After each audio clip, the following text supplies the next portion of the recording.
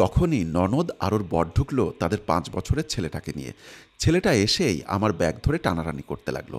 Bag থেকে একটা chocolate বের করে তাকে দিয়ে বললাম, আমি মিনা দিদিকে নিয়ে আসি, তারপর তোমার সাথে খেলবো, কেমন? তুমি একটু অপেক্ষা করো। ননদের ছেলেটা আমাকে জড়িয়ে ধরে একটা চুমু দিল। তারপর আমি বেরিয়ে গেলাম। ফিরে এসে দেখলাম ননদ অনেক কান্নাকাটি করছে। ওকে জিজ্ঞাসা করলাম, কি হয়েছে? কি হয়েছে মিতুল, তুমি কাঁদছো কেন? মিতুল বলল, খুব সমস্যায় পড়েছি বৌদি। আসলে আমার ছেলেটাকে দেখার কেউ নেই। আমি আর আমার বর দুজনেই অফিসে চাকরি করি।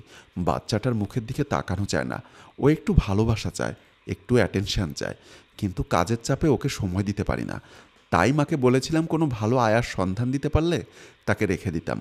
আমার বাচ্চাটা একা একা খুব কষ্ট পাচ্ছে। আমি মিতুলকে বললাম, তোমার যদি অসুবিধা না থাকে তাহলে তুমি তোমার রনিকে আমার কাছে রেখে দিতে পারো। আমার দাদার মেয়েটা আমার কাছেই থাকে। ওর মা মারা যাবার পর ও আমাকেই মা বলে চেনে। আমার কাছে থাকলে রনির কোনো অসুবিধা হবে না। মিতুল বলল, কিন্তু আজ বাদে কাল তোমার নিজের বাচ্চা হবে, তখন তো তুমি দুটো বাচ্চাকে অবহেলা করবে। সেদিন কি হবে? তাই ভুলভাল সিদ্ধান্ত নেওয়ার আগেই সব কিছু ভাবা উচিত। আমি একটু চুপ করে থেকে বললাম, মিতুল, তুমি চিন্তা করো না। আমি কোনোদিন নিজে মা হওয়ার আশা করি না। আর মা হওয়ার জন্য গর্ভে ধরতে হবে এমন কোনো কথা নেই।